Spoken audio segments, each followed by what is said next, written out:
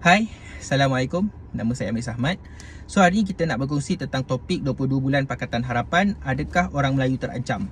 Okey, jadi kalau kita tengok sekarang dekat social media, banyak komen-komen kata, oh, orang Melayu terancam semasa 22 bulan Pakatan Harapan. Cukup-cukuplah. Kita orang Melayu tak boleh pilih lagi Pakatan Harapan ni. Orang Melayu akan terancam. Okay, itu antara yang mereka biasa mainkan lah. Cyber Trooper UMNO, Perikatan Nasional, kan? Okay. So, tapi kita tengok balik realiti sebenar, adakah benar-benar ianya berlaku. So, pertama kita tengok tentang isu ISET dulu. ISET ni adalah perjanjian antarabangsa untuk menghapuskan segala bentuk diskriminasi terhadap kaum, agama, warna kulit dan sebagainya daripada sistem pentadbiran dan juga undang-undang negara lah. So, Malaysia selama ni kita punya pendirian ialah kita tidak pernah setuju tentang ISET. Okay, so Pakatan Harapan ada memberikan satu cadangan untuk kita tanda tangan ISET sebagai komitmen kita untuk menghapuskan segala bentuk diskriminasi. Tapi bersyarat. Syaratnya ialah perkara 153 Perlembagaan Persekutuan, iaitu tentang hak istimewa orang Melayu dari segi pendidikan, dari segi penjawatan awam, dari segi permit ekonomi ataupun dari segi kuasa Raja-Raja Melayu, terutamanya Yang Bertuan Agong, untuk melindungi kepentingan orang Melayu dan kepentingan sah kaum-kaum lain yang ada dalam persekutuan. Itu perkara 153. Kalau perkara itu tak terusik, kita boleh tanda tangan ISET. So ini masih dalam peringkat cadangan. So bila ada banyak bantahan, even dalam Pakatan Harapan pun ada banyak bantahan dan sebagainya, pada akhirnya kerajaan buat putusan kita tak boleh tanda tangan ISET.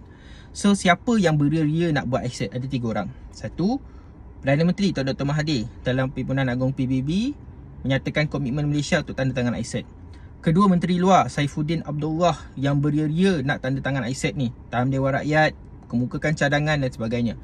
Waitan Murty, Menteri Perpaduan yang beria-ria menyokong ISET. Waitan Murty ni dulu orang Hindraf. Tak silap saya, dia macam pemimpin Hindraf. Hindraf ni adalah pertubuhan yang untuk memperjuangkan nasib kaum India yang ditindas. Tapi sekarang ni kita tengok 3 orang ni kat mana? Tuan Dr. Mahathir berada dalam Parti Pejuang, dalam Gerakan Tanah Air. Saifuddin Abdullah dalam Bersatu sekarang dalam Perikatan Nasional. Waitan Murty kat mana sekarang? Tak ada dalam PH. Sekarang ni Waitan Murty menyokong Kerajaan Barisan Nasional yang kononnya dulu menindas kaum India. So, yang ada dalam Pakatan Harapan sekarang ni ialah orang yang sebenarnya tidak sama sekali beria-ria mencadangkan ISET. Dan kedua, kalau kita tengok, adakah ISET ni benar-benar berlaku? Tak berlaku. Adakah orang Melayu terancam? Tidak sebenarnya. Sebab ia masih dalam bentuk cadangan. Dan pendirian Pakatan Harapan pun jelas. Kalau tak terusik tentang hak istimewa orang Melayu, kita boleh tanda tangan. So kalau terusik, tak boleh. Okey, kalau kita compare 22 bulan Pakatan Harapan, isu tentang terancamnya kedudukan orang Melayu dan Raja-Raja Melayu dengan 60 tahun pentadbiran UMNO Barisan Nasional.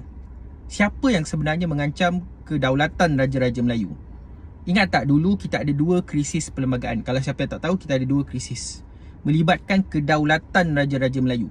Satu, krisis perlembagaan 1983. Dulu ada pindaan perkara 66 tak silap saya. Perkara 66 ni bermaksud Yang di-Pertuan Agong boleh untuk tidak bersetuju mana-mana undang-undang yang telah diluluskan oleh Dewan Parlimen, Dewan Rakyat dan Dewan Negara. Tapi selepas pindaan 1983, Yang di-Pertuan Agong dalam tempoh 30 hari kena setuju dengan mana-mana undang-undang yang diluluskan oleh Parlimen. Kalau tak setuju dalam tempoh 30 hari, ia tetap boleh diwatakan sebagai satu undang-undang. Maksudnya sekarang ni Raja-Raja Melayu tidak ada hak untuk menolak undang-undang yang telah diluluskan oleh Parlimen. Mengurangkan kuasa Raja-Raja Melayu ataupun tidak? Mengurangkan sebenarnya. Okay, itu yang pertama. Yang kedua, krisis perlembagaan 1993, yang mana dulu Raja-Raja Melayu yang di-Pertuan Agong tidak boleh didakwa di mahkamah. Sekarang ni boleh didakwa atas kesalahan yang dibuat atas kapasiti individu, bukan atas status jawatan sebagai Sultan, Raja ataupun yang di-Pertuan Agong. Jadi ini menggugat ataupun mengancam kedudukan Raja-Raja Melayu ataupun tidak? Mengancam sebenarnya. Jadi kalau kita compare antara kedua-dua zaman ni, siapa yang sebenarnya mengancam kedudukan Raja-Raja Melayu? Mengancam hak istimewa orang Melayu, terutamanya tentang soal hak Raja-Raja Melayu, tentang soal undang-undang negara dan sebagainya. Jawapannya ialah UMNO. So fikir-fikirkan. So itu isu pertama. Isu kedua, kalau kita tengok isu Tulisan Jawi, Dong Zong dulu bantah Tulisan Jawi. Tulisan Jawi yang nak diperkenalkan dalam sistem pendidikan dalam bahasa Melayu untuk memperkenalkan apa itu Tulisan Jawi lah, cadangkan oleh Menteri Pendidikan waktu tu, Dr. Mazli Malik. Dan selepas bantahan keras oleh Dong Zong ni adalah pertubuhan sekolah-sekolah Cina. Mereka berbantah sekeras-kerasnya dan akhirnya kerajaan tarik balik cadangan tu atas keputusan yang dibuat oleh Perdana Menteri waktu tu. Siapa? Tun Dr. Mahathir Mohamad. Okay, so sekarang ni kita tengok siapa yang sebenarnya mengancam kedudukan orang Melayu. Bukan orang-orang yang ada dalam Pakatan Harapan sekarang, tetapi orang-orang bersatu, orang-orang yang sekarang ini telah keluar daripada Pakatan Harapan, yang ada dalam Perikatan Nasional dan juga Gerakan Tanah Air, iaitu Pejuang. So jawapan dia, adakah orang Melayu terancam? Siapa yang buat? Adakah Pakatan Harapan ataupun Barisan Nasional ataupun Perikatan Nasional? Korang semua ada jawapan dia sendiri berdasarkan fakta yang telah saya bagi. So itu saja untuk hari ini. Terima kasih. Assalamualaikum. See you in the next video.